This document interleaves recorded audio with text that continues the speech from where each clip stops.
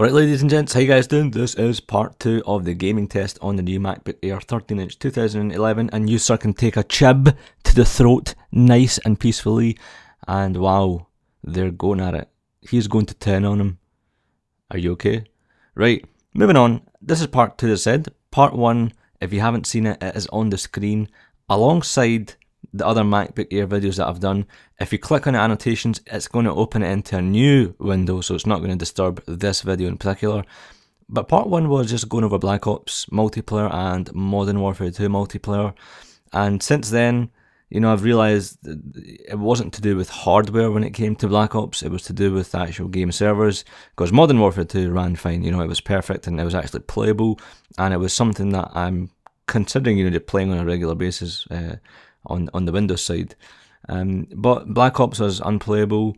This, to some extent, I'm not too sure how much I would want to play, and you sir can lick these good, finger licking good, as the good old KFC says.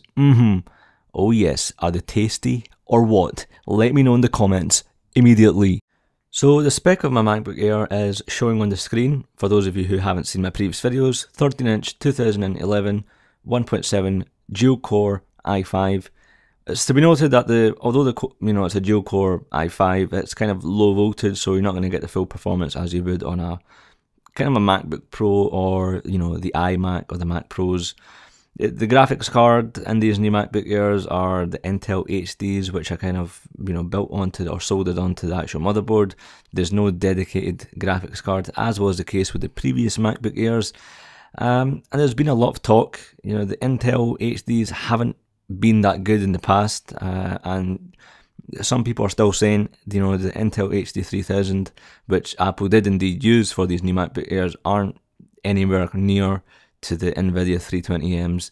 Of course, we're still waiting for the actual real figures to come out, the real benchmarks by, you know, websites who kind of carry out thorough tests.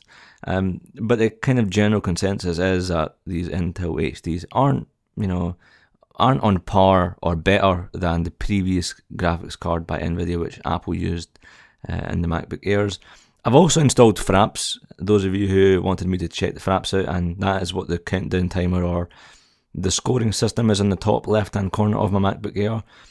So as you can see, it's kind of dipping between 17 and then going up to 19, going up to 21 in some cases, 22. The graphics or the settings that I'm using is medium. I'm going to show you as well what high is like, and I'm not even going to bother what advanced settings are like.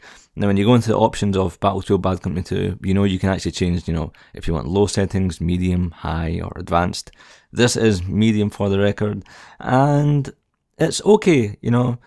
I personally don't play games on my Mac, it's widely known. I use my Xbox 360. I think, you know, having like a proper Xbox or a gaming console is ideal for my needs, but I know there's some people who like to game on the Mac, and that is nothing wrong with it. But me, I'm a console gamer, so if you're going to be getting a MacBook Air for gaming, it is the wrong choice, period. You should be looking at a MacBook Pro 15-inch to be specific, quad cores or even an iMac, and if you've got cash growing in your back garden, go for a Mac Pro. But you know, the MacBook Air, if you're thinking it's going to be kind of an all-rounder machine, it works, everything else works perfect. But if you're going to be really serious about gaming, then you should really think twice whether it's going to be kind of, you know, be ideal in your situation. I'd very much appreciate if you can leave me a comment down below letting me know what you want to see in terms of MacBook Air videos. And right about here, I'm going to change the settings to high to show you what fraps, you know, does when I put the quality settings to high, and boom, we're dropped down to 11, 12, 9ish in some cases. It's really laggy. Look at the fire. It's kind of, you know, coming in slow motion like the Matrix. And, you know, just general moving the mouse, and let's back up a little bit so you can see.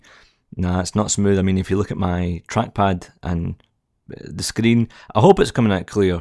By the time this gets uploaded to YouTube, the quality is nice on my MacBook Air, I'm not going to lie about that, but just the general movement isn't as, you know, smooth, or it's not a breeze as Modern Warfare 2 on the MacBook Air.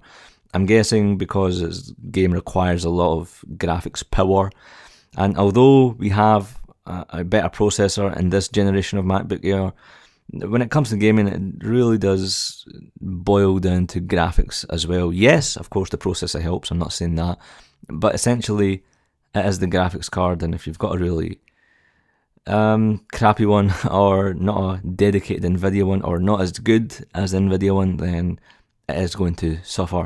Guys, that's it for this video. Check out my new venture, ayegear.com, iOS and MacBook Air 11-inch compatible clothing, friendly, and as always, I will see you guys in another life. Cheers.